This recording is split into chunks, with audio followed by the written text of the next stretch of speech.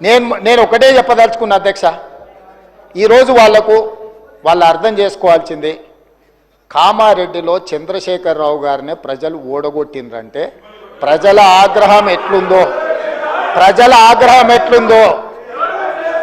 అధ్యక్ష, నాకు ఓటమి మొదటిసారి కాదు, నేను ఓడినా గెలిచిన.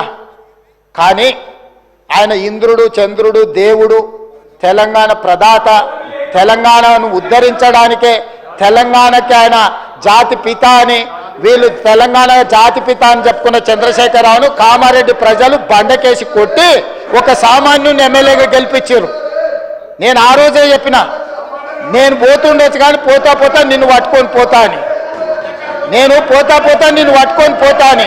సో కామారెడ్డిలో ఓడగొట్టిన ప్రజలు తిరస్కరించిన ఎందుకు ఇంకా బుకాయించాలనుకుంటున్నారు అధ్యక్ష? ఎందుకు బుకాయిస్తున్నారు?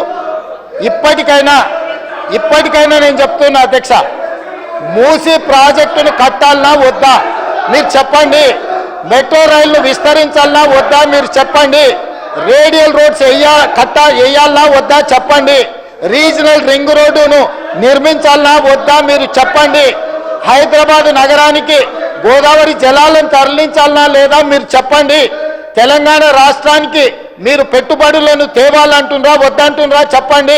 ఈరోజు ప్రపంచంలోనే అత్యధికంగా ఇన్ఫోసిస్ సంస్థ హైదరాబాద్లో అత్యధికంగా జాబులు ఉన్నాయి. మేము వచ్చినాక ఇన్ఫోసిస్ విస్తరించినాం, విప్రో విస్తరించినాం, మేము వచ్చినాక కాగ్నిజెంట్ను విస్తరించిపించినాం. ఆమ్జన్ బయోటెక్ కంపెనీ అమెరికాలో ఉండి ఫస్ట్ టైం హైదరాబాద్లో పెట్టుబడులు తీసుకొచ్చినాం. ఆయన 10 ఏళ్ళు మంత్రిగా ఉంటే 20,000 కోట్లు తెచ్చిండు దావోస్లో పోయి. నేను 10 నెలల్లో ఒక్క సంవత్సరం తిరిగే లోపల 2,20,000 కోట్లు పెట్టుబడులు తెచ్చిన. ఇది నా